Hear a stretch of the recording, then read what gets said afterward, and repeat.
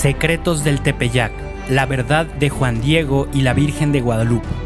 Una producción de Juan Diego Network. Durante siglos, Europa ha sido origen de grandes imperios históricos. Está el alejandrino, el romano, el británico, el carolingio, el francés, el portugués, el ruso o el español. Este último tuvo su gran apogeo alrededor del siglo XVI, llevando a cabo en ese periodo el popularmente conocido como Descubrimiento de América, en el año de 1492, derivando de este lo que conocemos como la Conquista, que se llevó a cabo entre los años de 1519 y 1521.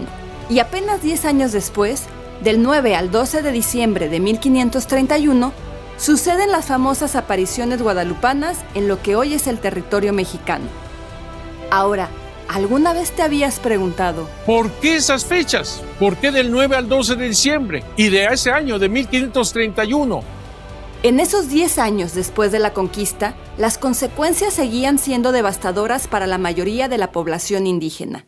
Los indígenas estaban masacrados, estaban en una situación verdaderamente espantosa. Cuando habla de esta guerra, a Monseñor Chávez le gusta recordar un punto muy importante y que es muy fácil perder de vista. Quiero decirte que la guerra de conquista no fue españoles contra indígenas así nada más. Es mucho más compleja. Fueron españoles junto con algunas tribus que se unieron en contra de los mexicas. Eso fue, y es mucho más complejo. Y sumado al conflicto armado, para colmo, la viruela mató la mitad de la población indígena en medio de la conquista. En las sociedades prehispánicas, el funcionamiento social y cultural tenían un arraigo muy profundo en las creencias religiosas. Y en la guerra de conquista, ese fue uno de los aspectos en el que más daños sufrieron los indígenas. Al final de cuentas, los indígenas se sintieron destruidos, estuvieron destruidos en la cuestión no solamente política, social, económica, sino sobre todo religiosa. Se les despedazó todo ese mundo. Obviamente, influenciados por el pensamiento de aquella época,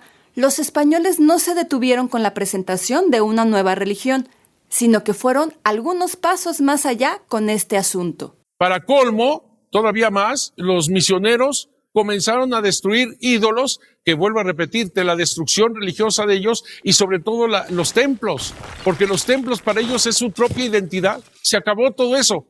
Pero ojo aquí, Monseñor sabe que no podemos hacer un análisis objetivo del pasado desde la visión e ideas del presente. Un análisis histórico requiere comprender el contexto en el que se dieron los hechos que se están investigando, y en este caso, el celo evangelizador de los misioneros era el modo habitual para actuar, y podemos asumir que sus acciones no eran determinadas por convicciones negativas. Al contrario, buscaban el mayor bien para los indígenas, aunque ese bien contrastara fuertemente con lo que ellos conocían.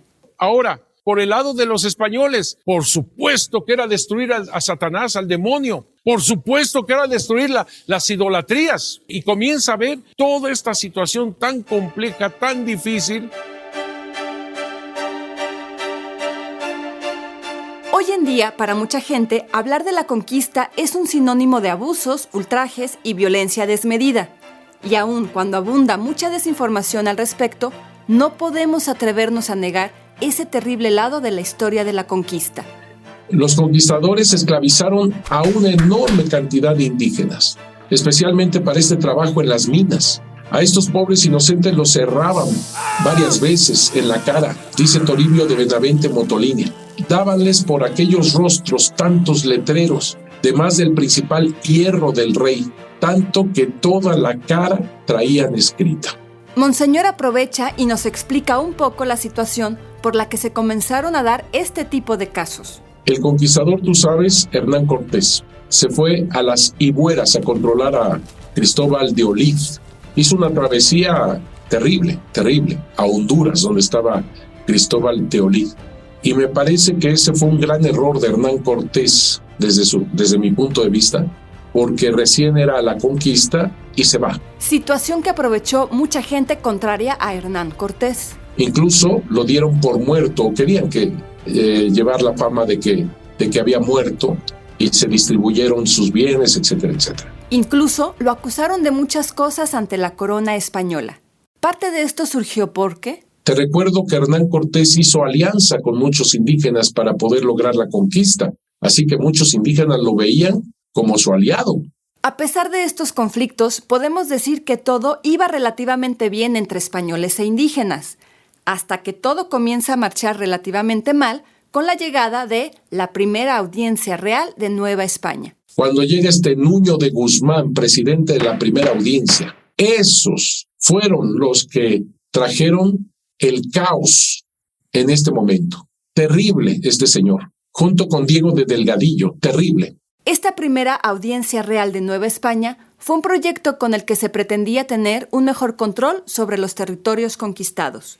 Entre muchos otros, Nuño de Guzmán y Diego de Delgadillo fueron lo que conocemos como encomenderos conquistadores. Monseñor hace énfasis en que estos personajes fueron solo una parte de la comitiva española y no representan la totalidad de los españoles que llegaron a estas tierras. Estoy hablando de unos españoles de una manera muy precisa. Obviamente hay españoles buenos y entre los mejores son los frailes, que no termino de decir que fueron los mejores de Europa. Y ellos trataban de defender a los indígenas, por supuesto. Sin embargo, las ideas de muchos de ellos iban a ser causa de un inminente caos. Y entonces viene una situación sumamente compleja con estos de la primera audiencia y especialmente con Nuño de Guzmán, que maltrataba a los mismos españoles. Ojo, y a los indígenas los esclavizaba, los martirizaba, los vendía. Esto era algo que Nuño de Guzmán hizo desde el inicio de su travesía en las tierras recién descubiertas.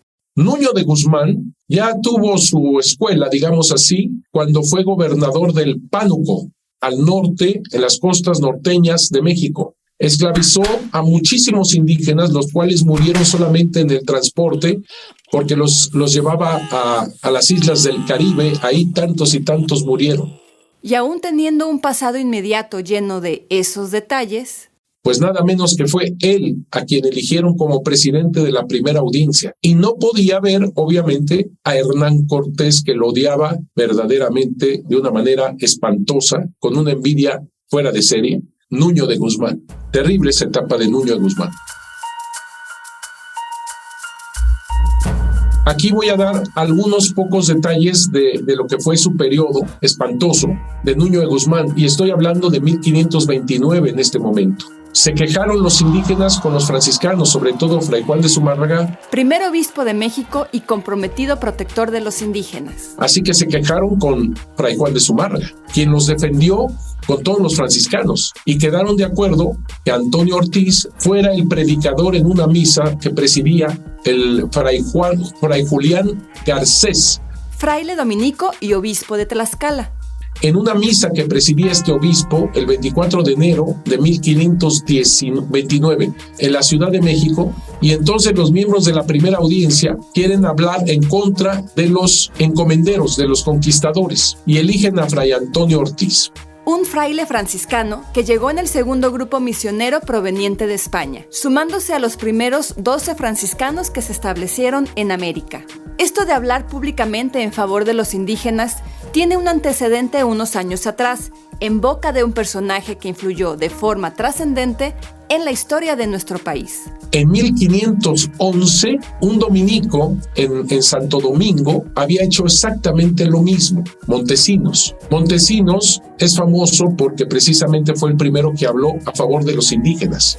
Antonio de Montesinos fue de los primeros dominicos que llegaron a América, y entre muchas cosas que realizó, vale la pena destacar que fue el causante de que Fray Bartolomé de las Casas se convirtiera en el máximo defensor de los indígenas y precursor de los derechos humanos.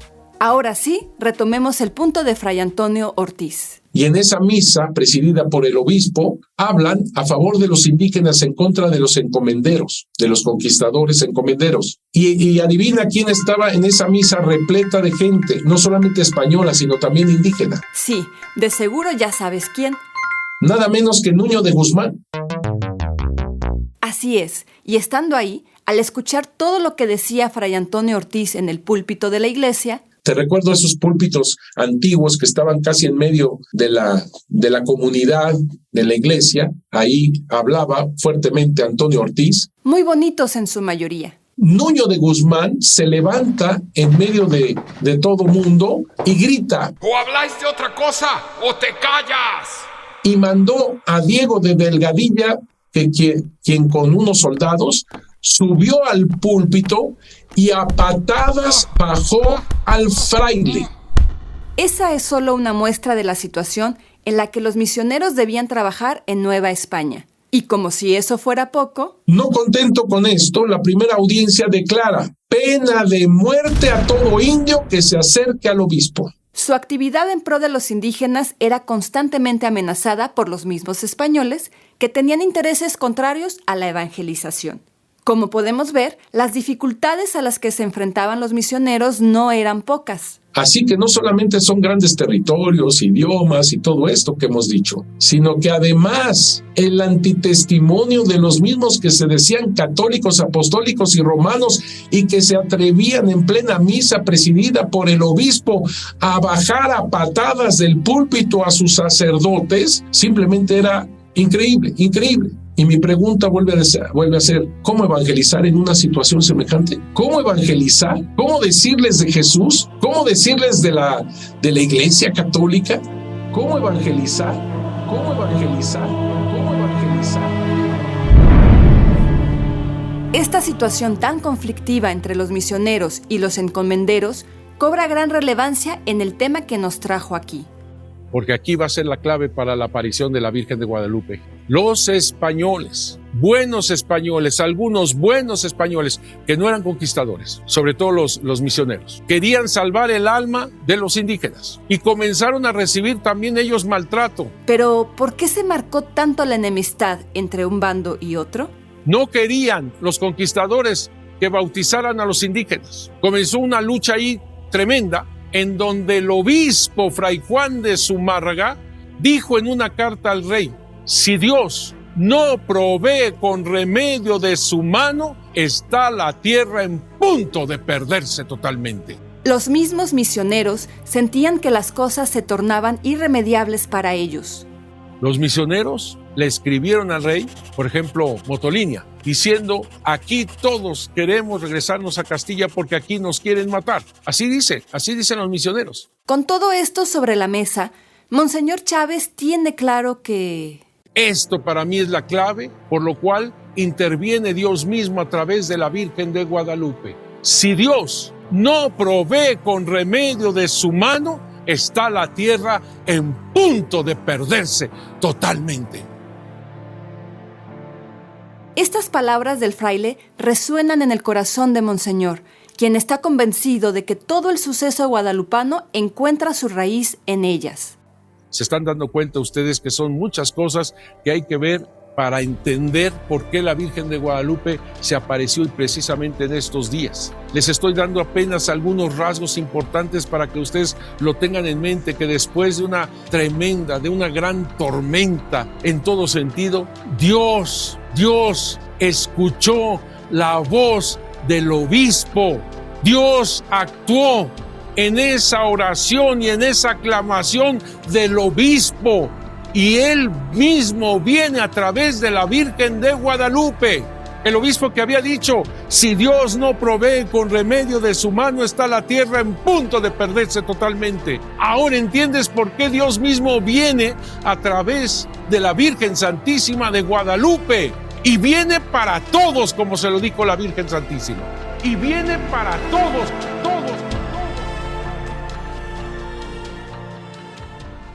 En el siguiente episodio continuaremos analizando el contexto histórico que rodeó las apariciones de la Virgen de Guadalupe y abordaremos el planteamiento de que la imagen guadalupana surgió de la adaptación de una idolatría. Recuerda compartir este episodio en tus redes y chats de WhatsApp para que más gente conozca esta historia. No olvides seguirnos en tu plataforma favorita. Yo soy Angie Romo y esto es Secretos del Tepeyac, la verdad de Juan Diego y la Virgen de Guadalupe.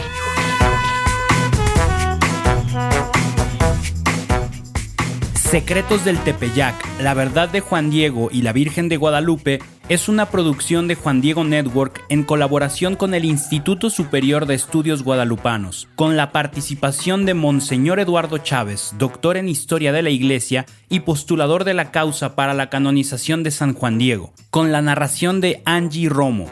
La edición de audio está a cargo de Gerardo Carrillo en 9y media Estudios. El diseño sonoro es de Gerardo Carrillo y Manu Casten. Investigación, guión, producción y dirección a cargo de Manu Casten. Nuestro asesor de investigación es el padre Pablo Arce. Diseño de portada hecho por Alexa Casten. Estrategia de comunicación Carla Fierro y José Manuel de Urquidi. Promoción y marketing Connie Raya, Carla Fierro y José Manuel de Urquidi. La dirección ejecutiva está en manos de José Manuel de Urquidi. Visita www.juandiegonetwork.com para descubrir atractivos podcasts católicos, y si vives en Estados Unidos, visita www.guadalupe2031.org para que veas cómo podemos ayudarle a tu parroquia, diócesis, orden religiosa o movimiento desarrollando contenido sobre la Virgen de Guadalupe mientras nos preparamos para los 500 años de sus apariciones.